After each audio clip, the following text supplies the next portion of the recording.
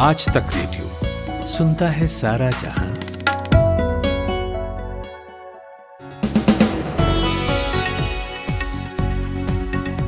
नमस्कार, तारीख है आज 11 मार्च, गुरुवार का दिन है। मेरा नाम नितिन ठाकुर और हाजिर हूं शाम का खबरनामा दिन भर लेकर।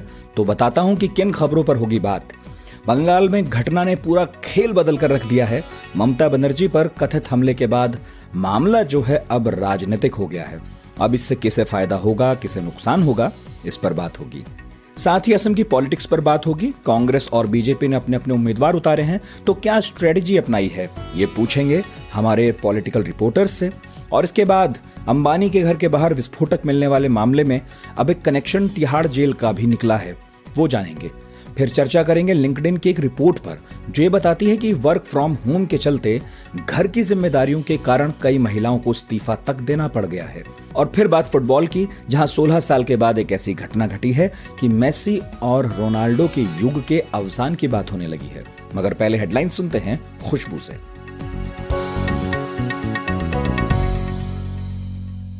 पश्चिम बंगाल के मुख्यमंत्री ममता बनर्जी ने अस्पताल से ही अपने समर्थकों के लिए एक वीडियो संदेश जारी कर कहा है कि कल के कथित हमले में उन्हें काफी गंभीर चोटें आई हैं। वो कुछ दिनों में बाहर आएंगी और व्हील चेयर पे ही कैंपेन करेंगी।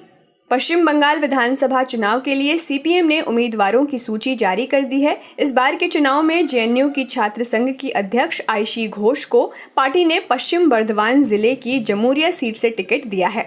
महाराष्ट्र में कोरोना के बढ़ते मामलों को देखते हुए सरकार ने नागपुर में पूर्ण लॉकडाउन लगा दिया है। शहर में 15 से 21 मार्च तक पूर्ण लॉकडाउन रहेगा। सिर्फ जरूरी सामानों की दुकानें खुली रहेंगी। वहीं नागपुर में कल कोरोना के 1710 नए मामले सामने आए थे।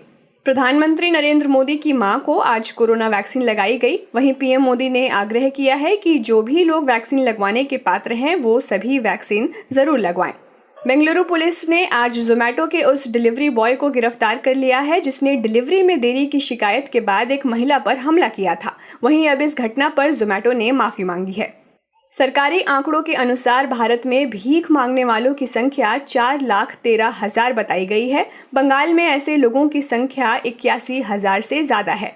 इसके बाद उत्तर प्रदेश में 65,000, वहीं चंडीगढ़ में करीब 121 भिखारियों की संख्या है और दिल्ली में 2,000 से ज्यादा। स्वीडन की कंपनी स्कैनिया ने भारत में बसों की सप्लाई करने का ठेका हासिल करने के लिए साल 2013 से लेकर 2016 तक भारतीय अधिकारियों को रिश्वत दी है। स्वीडिश न्यूज चैनल एसवीटी समेत 3 मीडिया संस्थानों ने ये दावा किया है कि 7 अलग अलग राज्यों में कंपनी ने रिश्वत दी है।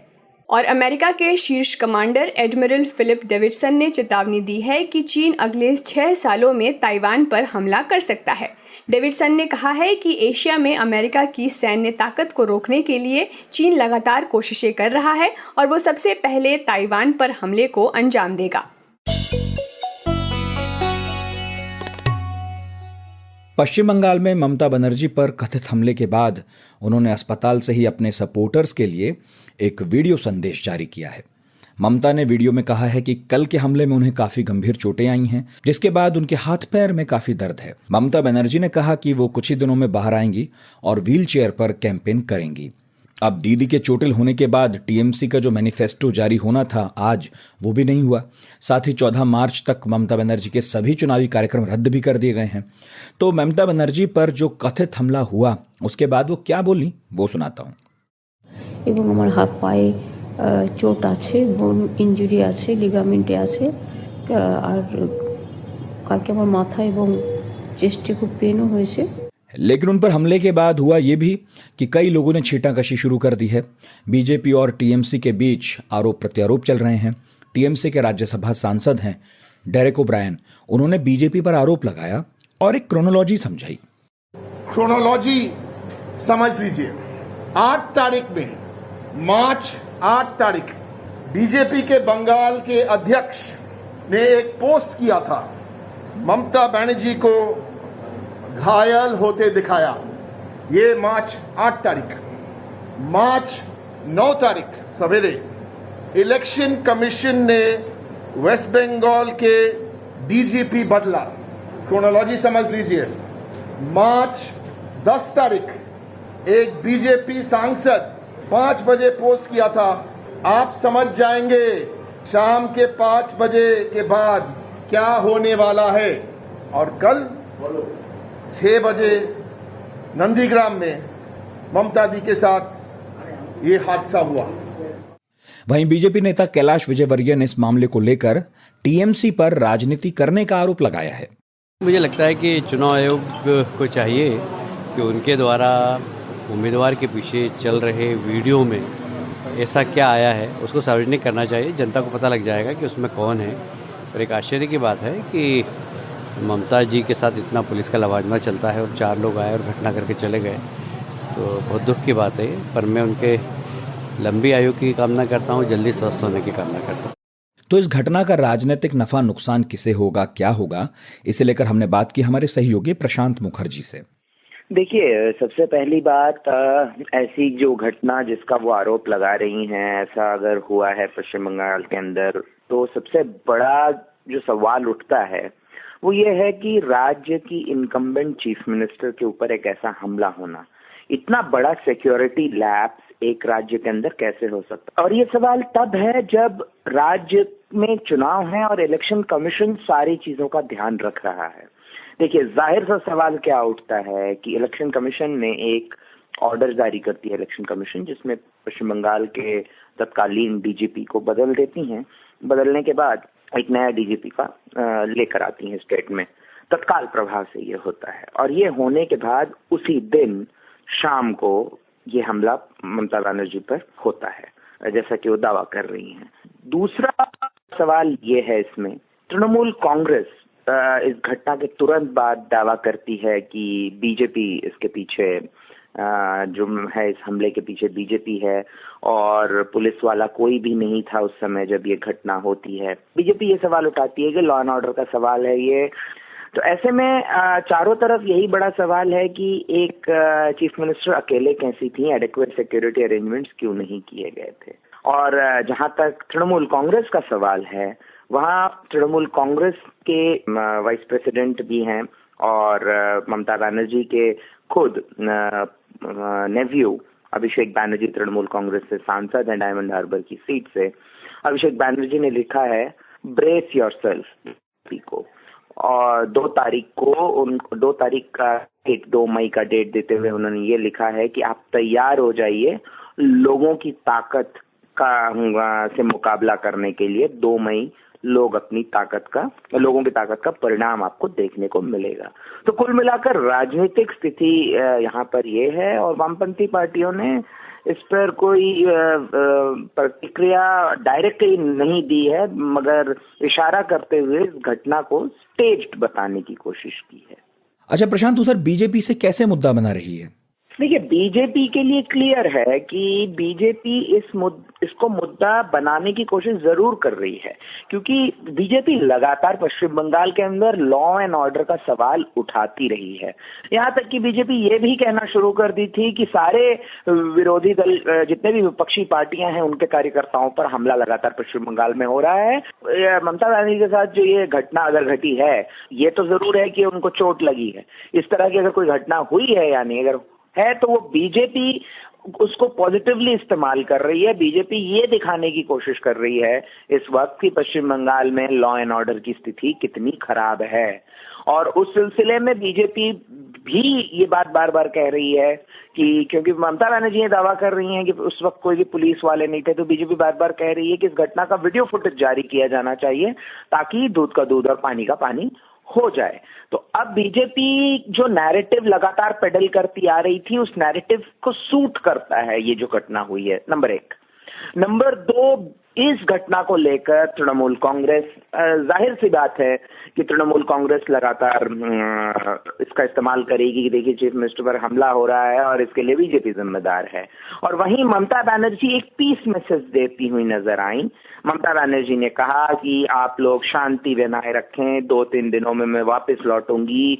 व्हील चेयर पर अगर मुझे कैंपेनिंग करने की जरूरत पड़ी तो मैं वो भी करूंगी। तो वो एक फाइटर स्पिरिट दिखाने की कोशिश कर रही हैं कि वो ऐसे हमलों से डरती नहीं है, और साथ ही साथ वो लोगों को अपील भी कर रही हैं कि आप शांति बनाए रखें। हम वहाँ दूसरी तरफ देखते हैं कि ममता बनर्जी के समर्थक कई जगहों पर विरोध प्रदर्शन कर रहे हैं, कई जगहों पर वो मंदिर, मस्जिद, मज़ारों में ममता बनर्जी की ताकि वो जल्द से जल्द ठीक हो जाए उसके लिए दुआ मांगते नजर आए।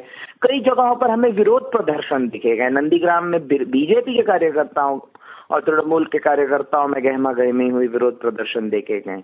तो कुल मिलाकर बीजेपी के नैरेटिव को सूट करता है ये जो कुछ भी हुआ है। और क्योंकि ये अंधेरे में हुआ था और इसका वीडियो फुटेज अब तक नहीं आ पाया है, जो भी आरोप तृणमूल लगा रहे हैं, बीजेपी उनको सिरे से इनकार करती नजर आ रही है। आज तक रेडियो, आजतक.in/रेडियो, ये हमारा पता है, लेकिन हम आपके पसंदीदा ऑडियो प्लेटफॉर्म्स पर भी हैं। Google podcast, Apple podcast, Spotify, Jio Saavn जैसे ठिकानों पर भी आप हमें सुन सकते हैं। और अगर YouTube आपकी पसंदीदा जगह है, तो वहां पर भी हमें सब्सक्राइब कीजिए। आज तक रेडियो, सुनता है सारा जहां।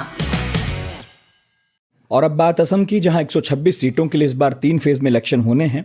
पहले फेज की वोटिंग 27 मार्च को होगी। नतीजे आएंगे 2 मई को। यहां इस बार बीजेपी की गले की फांस बना हुआ है CAA, जिसे अभी के लिए वो भुलाए बैठी है, लेकिन उसके विरोधियों को ये याद है। वो उन्हें भी भूलने नहीं दे रहे और लगातार पूछ रहे हैं कि भाई आप CAA की बात करते थे, अब क्यों नहीं करते। बावजूद इसके 2021 में एक बार फिर NDA की सरकार बनने का अनुमान सी वोटर ने अपने सर्वे में लगाया है। कहा गया है कि 67 सीटें बीजेपी को मिल सकती हैं, लेकिन उसका वोट शेयर कम हो सकता है। खैर, बीजेपी में टूट भी यहां देखी जा रही है। 2 विधायकों ने पार्टी से कल इस्तीफा दे दिया। इनमें एक विधानसभा के पूर्व अध्यक्ष हैं दिलीप कुमार पॉल और दूसरे का नाम है शिलादित्य देव। इन लोगों को पार्टी ने टिकट दिया नहीं, तो इसलिए वो चले गए। माना जा रहा है कि कांग्रेस यहां All India United Democratic Front, Bodo People's Front और 3 वामपंथी दलों के साथ मिलकर लड़ाई कांटे की बना देगी। कल यहां उसने अपने 26 उम्मीदवारों की लिस्ट निकाली। 2 नाम आज बोकजन और दीफू सीट के लिए फाइनल भी किए।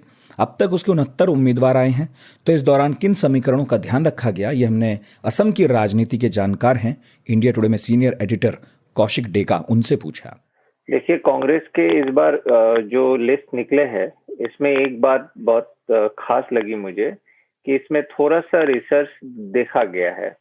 जहां तक मुझे पता है, जो कांग्रेस के जनरल सेक्रेटरी इंचार्ज है, AICC general secretary incharge Assam के जितेंद्र सिंह, उन्होंने पर्सनली इसको मॉनिटर किया है और उन लोगों ने सर्वे किया था, कम से कम 3 सर्वे किया था उम्मीदवारों की विनिंग एबिलिटी पे और पॉपुलैरिटी पे। तो उनको ध्यान में रखते हुए, ऐसे सर्वे रिजल्ट्स को ध्यान में रखते हुए इन लोगों ने जो उम्मीदवार खड़ा किया है, वो सारे लगभग सर्वे के अनुसार ही जा चुके हैं। पहले की तरह हम पहले देखते थे कांग्रेस में टिकट की खरीद फरोश होते थे, वो इस बार मैं नहीं कहूंगा नहीं हुआ होगा, वो तो हमें पता नहीं चलता है। लेकिन जो उम्मीदवार है, बेस्ट पॉसिबल उम्मीदवार कई जगहों पे खड़ा किया है, ये बात कांग्रेस के मानना पड़ेगा इस लिस्ट में। अच्छा कौशिक जी, बीजेपी ने अब तक अपने 74 उम्मीदवार उतार दिए हैं, तो उसमें क्या पैटर्न देखने को मिला आपको? बीजेपी में इस बार ये देखना पड़ेगा कि 74 MLAs में से 13 जो सिटिंग MLAs थे उनको टिकट नहीं मिले हैं और अब तक 74 उम्मीदवार ही उन्होंने खड़ा किया है। तो बाकियों में पता नहीं और कितने सिटिंग MLAs के टिकट कटेंगे। तो ये एक बहुत इम्पोर्टेंट बात है, इसलिए क्योंकि इससे पहले असम में ऐसा देखा नहीं गया है। इससे पहले बीजेपी के सरकार पहले थे भी नहीं, लेकिन कांग्रेस के या अन्य दलों में ये नहीं देखा जाता था कि सिटिंग MLAs इतनी भारी मात्रा में सिटिंग MLAs की टिकट काट दिया जाए। तो ये इस बार पहली दफा हुआ है और इन 13 लोगों में से काफी इम्पोर्टेंट लीडर्स भी थे, जैसे कि सर्बानंद सोनोवाल जी के करीबी माना जाने वाले ऋतुपर्णा बरुआ थे, नवनीता हैंडिक थे, एक बहुत ही इम्पोर्टेंट लीडर जो हिंदू बंगालीज को रिप्रेजेंट करते हैं, शिलादित्य देव करके, उनके टिकट गए इस बार, जो काफी वोकल थे सिटीजनशिप अमेंडमेंट एक्ट को लेके। बराक वैली में 2 बड़े लीडर के टिकट गए। तो इसमें माना जाता है, बीजेपी ने भी अपने अपने सर्वे किया था और ये तय करने की कोशिश किया कि विनिंग एबिलिटी ऑफ कैंडिडेट्स। अब विनिंग एबिलिटी किस दौर से उन लोगों ने नापा ये बीजेपी को पता होगा, लेकिन ये महत्वपूर्ण है। लेकिन सबसे ज्यादा जो इम्पोर्टेंट बात बीजेपी के लिस्ट में देखा जा रहा है कि इस लिस्ट में जो असम में दो दिग्गज बीजेपी पॉलिटिशियन है, एक मुख्यमंत्री सर्बानंद सोनोवाल जी और दूसरे फाइनेंस मिनिस्टर वित्त मंत्री हिमंत बिश्व शर्मा जी। और इन दोनों में एक अंदरूनी तकरार है कहते हैं, क्योंकि हिमंत बिश्व शर्मा जी सीएम बनना चाहते थे, वो कांग्रेस में थे तब भी बनना चाहते थे और बीजेपी में भी बनना चाहते हैं। तो अब जब टिकट डिस्ट्रीब्यूशन हुआ तो देखा गया, जैसे मैंने पहले ही कहा, सर्बानंद सोनोवाल जी के दो करीबी, दो नहीं और 3-4 करीबी लोगों के टिकट काट दिए गए। ऊपर से जो उनके करीबी थे, कई उम्मीदवारों को जो टिकट की उम्मीदवार थे उनको नहीं मिला। और दूसरी तरफ हिमंत बिश्व शर्मा जी के लगभग सारे करीबियों को टिकट मिला, जिनमें से नए नए फेसेस भी है, जवान कैंडिडेट भी है। तो इससे देखा जाता है पूरा जो स्ट्रेटेजी कैंडिडेट लिस्ट ये सारे हिमंत बिश्व शर्मा के इशारों पे ही बनाया गया है। और ये इसलिए भी हुआ है क्योंकि ये समझा जा सकता है क्योंकि उनकी जो इलेक्शन की एक्सपीरियंस है, इलेक्शन जीतने की एक्सपीरियंस है और जो पकड़ है मशीनरी पे और पार्टी कैडर पे और जो इंटर पार्टी भी उनके नेटवर्क है, तो इन सबको देखते हुए बीजेपी ने उनको पूरा कमान दे दिया है इलेक्शन जिताने का। ये कोई आश्चर्य की बात नहीं है। तो देखा जाए तो लगभग ये फाइट हिमंत बिश्व शर्मा ही लड़ेंगे बीजेपी की तरफ से, और दूसरी तरफ जैसे मैंने आपको कहा कांग्रेस ने अपने विनिंग एबिलिटीज पे खड़ा करवाया है। अब आखिर में पता चलेगा कौन सा पल्ला भारी होता है। ये थे इंडिया टुडे में सीनियर एडिटर कौशिक डेका। हाल ही में मुंबई में जो मुकेश अंबानी का घर है एंटीलिया, उसके बाहर एक कार मिली थी, उसमें जिलेटिन छड़ बरामद हुई थी। ये तो हम सभी को पता है और ये भी मालूम है कि पहले जांच मुंबई पुलिस के पास थी और अब जो है एनआईए कर रही है इसकी जांच। इस बीच स्कॉर्पियो के मालिक मनसुख हिरेन की संदिग्ध मौत के मामले में एक पुलिस अधिकारी का नाम भी सामने आया। सचिन वाजे उनका नाम है। तो इस केस में लगातार कुछ नया सामने आ रहा है और हर बात चौंकाने वाली है। अब एक नया खुलासा हुआ है। मामले के तार दिल्ली के तिहाड़ जेल से जुड़े हैं। तो क्या लिंक निकला है तिहाड़ जेल से और एजेंसी कैसे इस मामले में आगे बढ़ रही है, ये अरविंद ओझा से हमने पूछा। वो इस मामले को लगातार कवर कर रहे हैं। जी देखिए, जब मुंबई में मुकेश अंबानी के घर के बाहर जो एसयूवी कार थी उसमें जब विस्फोटक मिला था तो उसके कुछ दिन बाद आज तक इंडिया टुडे ने सबसे पहले खबर चलाई जिसमें ये बताया गया कि कैसे जयसुल हिंद का एक ग्रुप है जो उसने टेलीग्राम पर क्लेम किया है कि उसने ही मुंबई में उस वारदात को अंजाम दिया। चौंकाने वाली बात यह है कि जयसुल हिंद ये वही संगठन है जिसने जब दिल्ली में इजरायली एम्बेसी के बाहर आईईडी ब्लास्ट हुआ था उसकी भी जिम्मेदारी ली थी। तो दिल्ली पुलिस स्पेशल सेल के कान खड़े हुए, दिल्ली पुलिस स्पेशल सेल ने जांच शुरू की। तो जो मुंबई में मुकेश अंबानी के घर के बाहर वारदात हुई थी उसका जो क्लेम किया गया था टेलीग्राम चैनल पर, वो जिस नंबर से एक्टिवेट किया गया था वो तिहाड़ जेल का निकला। जिसके बाद स्पेशल सेल की टीम दिल्ली के तिहाड़ जेल पहुंची और वहां पर कुछ कैदियों से पूछताछ की। चौंकाने वाली बात यह भी है कि जिससे टेलीग्राम चैनल को एक्टिवेट किया गया था उस एक नंबर को 5 लोग इस्तेमाल कर रहे हैं तिहाड़ जेल में, जिसमें कुछ आतंकवादी भी हैं जो उस फोन का इस्तेमाल कर रहे थे, जो आतंकवाद के मामलों में दिल्ली के तिहाड़ जेल में बंद है। स्पेशल सेल की टीम गई थी, कई अहम लीड मिली हुई है स्पेशल सेल को। इस बात का खुलासा करेगी स्पेशल सेल की टीम। यहाँ इंपॉर्टेंट बात मैं ये भी बता देना चाहता हूँ कि क्या जयसुल हिंद ने जो क्लेम किया था क्या वही उसी संगठन ने किया है या नहीं किया है, या ये सिर्फ प्रोपेगेंडा मैसेज था या इस साजिश का हिस्सा था ये मैसेज टेलीग्राम पे डालना, ये सारी तहकीकात एजेंसियां फिलहाल कर रही हैं। अरविंद, इस केस में पुलिस अधिकारी हैं एक सचिन वाजे, उनकी बात लगातार हो रही है, पहले भी कई दफे वो विवादों में रहे हैं। क्यों उनका नाम बार बार आ रहा है और इस विवाद से वो कैसे जुड़ गए, ये बताइए। देखिए, जरूरी नहीं है कि किसी भी एक शख्स का नाम अगर क्राइम में आ जाए तो दूसरी बार कोई वारदात हो तो उसमें उसकी संलिप्तता हो या उसकी इन्वॉल्वमेंट हो। हालांकि जिस तरह की परिस्थितियां बनी, जो कार थी उस कार मालिक की संदेहास्पद स्थिति में मौत हो गई, वो उनकी दोस्ती सचिन वाजे से थी। तो ये जो तमाम तहकीकात है, ये दूसरी टीम एनआईए की टीम मुंबई की टीम करेगी। सवालों के घेरे में वजह है, इस वजह से महाराष्ट्र सरकार ने क्राइम ब्रांच की पोस्टिंग से हटा दिया और मामले की तहकीकात भी की जा रही है। और सचिन वाजे ने खुद बाकायदा सफाई की, उनका कोई लेना देना नहीं है। लेकिन जहां तक समझ में आता है कि ये साजिश काफी बड़ी है और गहरी है, जिसकी जांच तमाम अलग अलग एजेंसियां, चाहे मुंबई एटीएस हो वो भी कर रही है। एनआईए की टीम भी मुंबई पहुंची थी। यहाँ तिहाड़ जेल से तार जुड़े हैं तो दिल्ली पुलिस स्पेशल सेल की भी टीम कर रही है। तो फिलहाल की बात की जाए तो शक शुबा कई लोगों पर जरूर खड़ा हुआ है। जैसा आपने सवाल पूछा कि सचिन वाजे क्यों है, तो सचिन वाजे का रडार पे आने की सिर्फ एक वजह है कि जो एसयूवी कार मुकेश अंबानी के घर के बाहर खड़ी थी, वो एसयूवी कार मुंबई के एक शख्स की थी जिसकी मौत हो गई और उससे जुड़े हुए थे सचिन वाजे। कुदरत ने दिए कान तो हमने लिया मान कि इन पर मास्क अटकाएंगे और चश्मा टिकाएंगे, यही है इनका काम। लेकिन मास्क और चश्मों से पहले कानों के पास था बहुत काम। ये सुनते थे बातें और इकट्ठा करते थे ज्ञान। तो कानों को उसके काम से दूर मत कीजिए। आज तक रेडियो के पॉडकास्ट का भरपूर मजा लीजिए। यहाँ मिलती है जानकारी और मनोरंजन भारी। लॉग इन कीजिए आज तक.in/रेडियो, सुनता है सारा जहां। कोविड-19 पैंडेमिक को हमारी लाइफ में एंटर किए हुए 1 साल हो गया। इसी के साथ घर में काम करने की आज़ादी को भी 1 साल हो गया। वर्क फ्रॉम होम चल रहा है सबका। काम करने का एक कल्चर एग्जिस्ट तो पहले से करता था, लेकिन साल 2020 में ये नीड ऑफ द आवर बन गया। वर्क फ्रॉम होम कल्चर में लोग बहुत खुश हुए कि मस्त घर पर काम भी संभाल लेंगे, ऑफिस का काम भी हो जाएगा।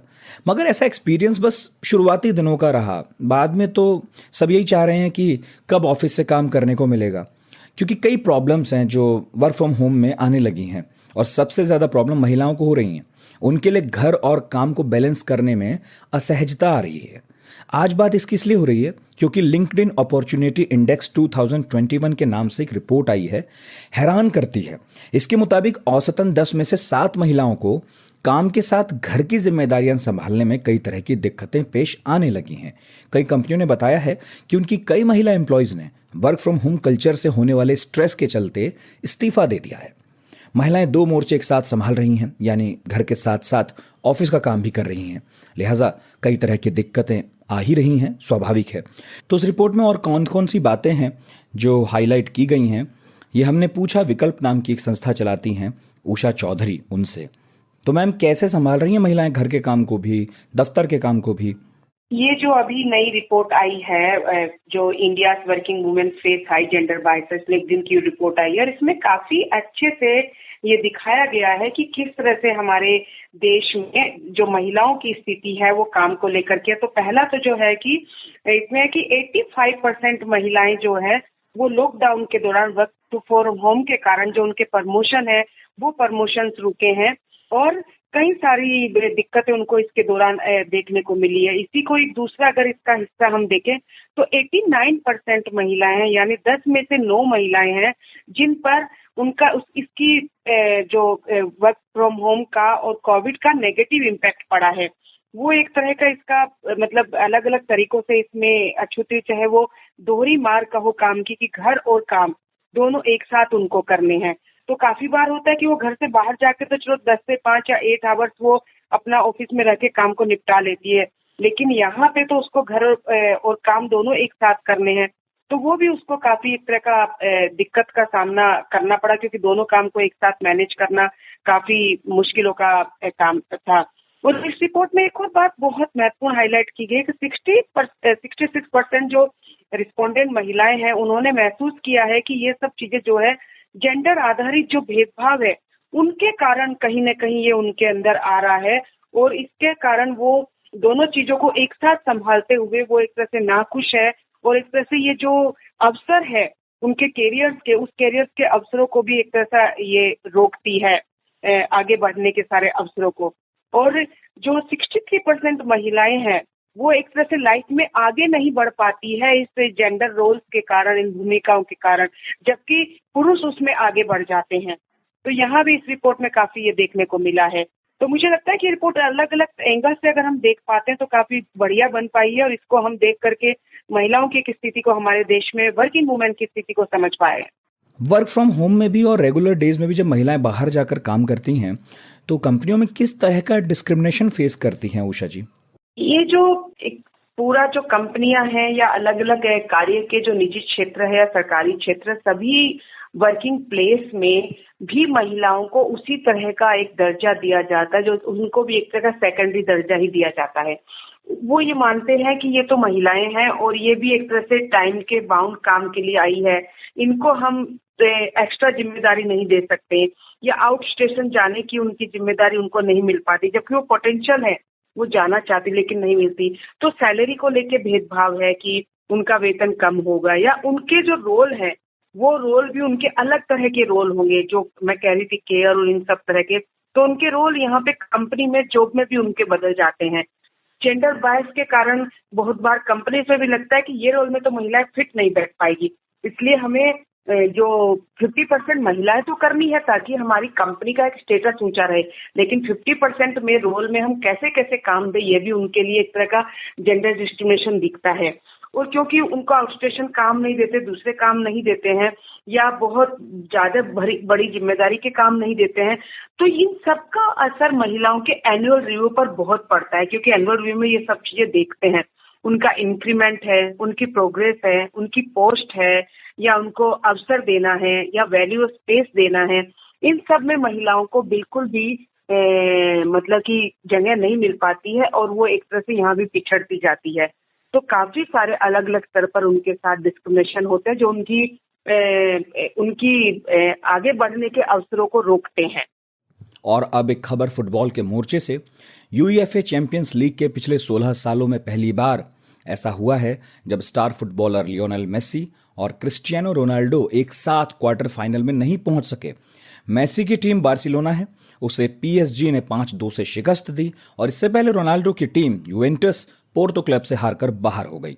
तो ये दोनों खिलाड़ी हैं, बड़े खिलाड़ी हैं, दोनों के फैंस बहुत बड़ी तादाद में हैं दुनिया में, और सबको अच्छा लगता यदि आगे के मुकाबले में दोनों टीमें खेलती और ये दोनों खिलाड़ी भिड़ते, लेकिन अब ऐसा हो नहीं सकेगा। तो हमारे एक साथी हैं लल्लन टॉप में, सूरज पांडे, फुटबॉल को बहुत करीब से कवर करते हैं, खेलते भी हैं कभी कभी, और हमने उनसे बात की और कई अहम सवाल हैं वो पूछे।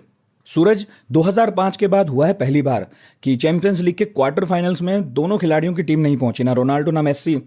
तो क्या हम इसे विश्व फुटबॉल में रोनाल्डो और मेसी के स्वर्णिम युग का अंत समझें? जी बिल्कुल, ये सवाल वाजिब है, ये सवाल उठेगा, उठना भी चाहिए, क्योंकि ऐसा पहली बार हुआ है पिछले 15-16 सालों में कि दोनों में से रोनाल्डो और मेसी दोनों में से किसी की भी टीम चैंपियंस लीग के क्वार्टर फाइनल में नहीं पहुंच पाई। दोनों की टीमें बाहर हो चुकी हैं और लगातार तीसरी बार ऐसा हुआ रोनाल्डो के साथ, और मुझे लगता है कि यूनाइटेड मैनचेस्टर यूनाइटेड छोड़ने के बाद पहली बार ऐसा दौर आया है रोनाल्डो के करियर में जब लगातार 3 बार वो चैंपियंस लीग के अंतिम 16 से बाहर हो गए और अपेक्षाकृत छोटी टीमों से हार कर बाहर हुए।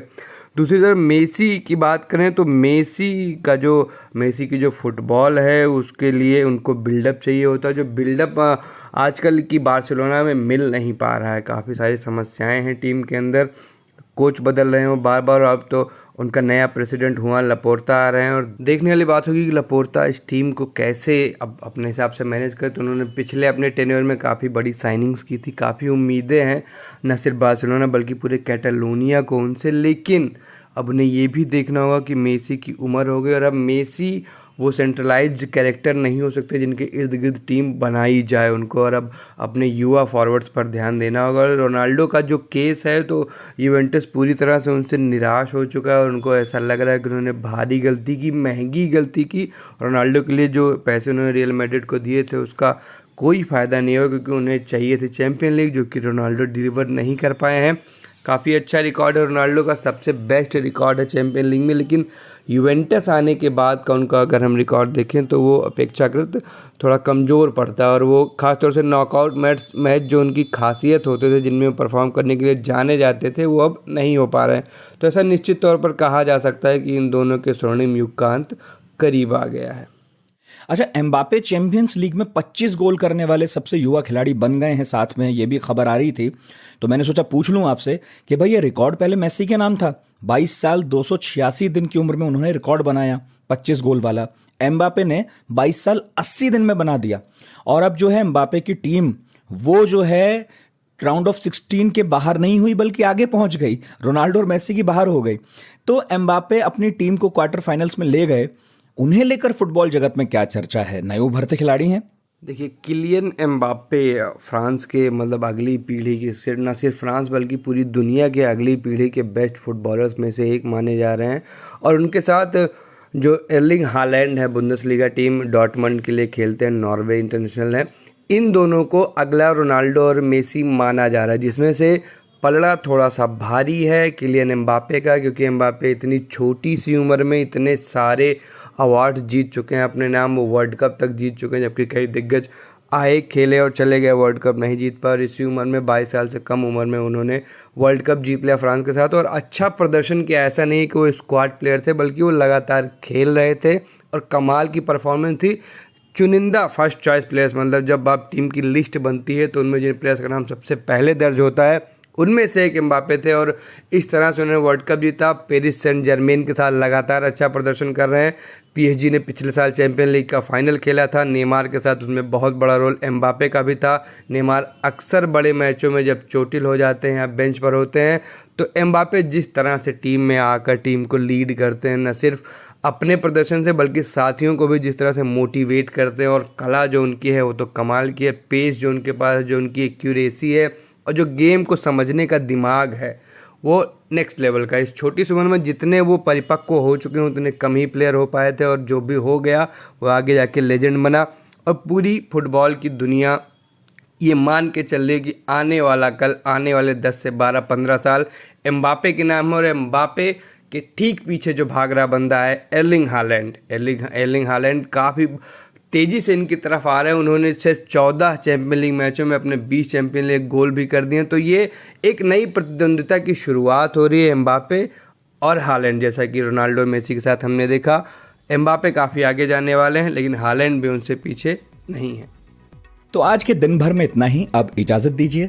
इस पॉडकास्ट के प्रोड्यूसर हैं प्रतीक वाघमारे और साउंड मिक्सिंग का काम संभाल रहे थे हमारे साथी कपिल देव सिंह। मेरा नाम नितिन ठाकुर है। कल सुबह फिर हाजिर हूंगा आज का दिन लेकर। जरूर सुनिएगा, क्योंकि उस न्यूज मॉर्निंग पॉडकास्ट को सुनने के बाद आपके दिन की एकदम अपडेटेड और धमाकेदार शुरुआत की गारंटी हम लेते हैं। तो सुनते रहिए आज तक रेडियो। सायोनारा।